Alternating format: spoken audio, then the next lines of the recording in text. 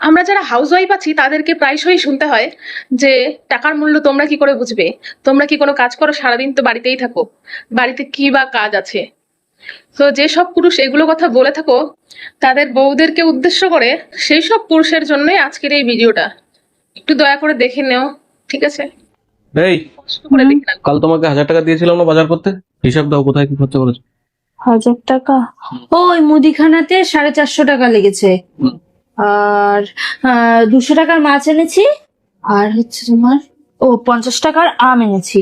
Total 700 টাকা। হ্যাঁ। আর 300 টাকা কোথায় গেল?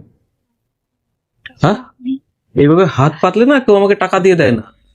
কষ্ট করা লাগে টাকা ইনকাম করার জন্য, কোনো হিসাব নেই, বেহিসাবি খরচা করে। জীবনে 1 টাকা ইনকাম করেছো? 1 টাকা ইনকাম করলে বুঝতে টাকার মর্ম। The next day.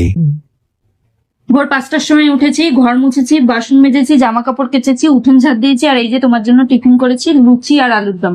এ নাও।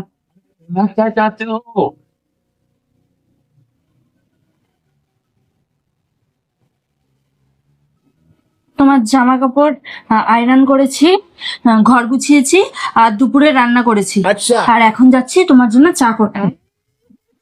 हे भगवान तेरी लीला अपरंपार है। কেন তোমার চা? রাতে কি খাবে? রুটি ঘুগনি 60 টাকা, আর রুটি তরকারি 100 টাকা। মানে অত মানে টানে জানি না। এই নাও, এটা হচ্ছে আজকের সারাদিনের বিল। আরে কিসের বিল সব?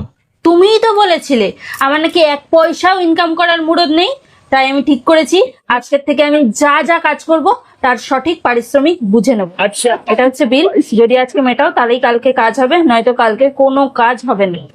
720 টাকা? 720 টাকা। আমরা বউরা সারা দিন রাত পরিশ্রম করে একটা সংসার চালাই, এই সময়টা বাইরে কোথাও কাজ করলে না তোমার থেকে অনেক বেশি ইনকাম করতে পারবে। कैसे लोग रहते हैं यार यहाँ।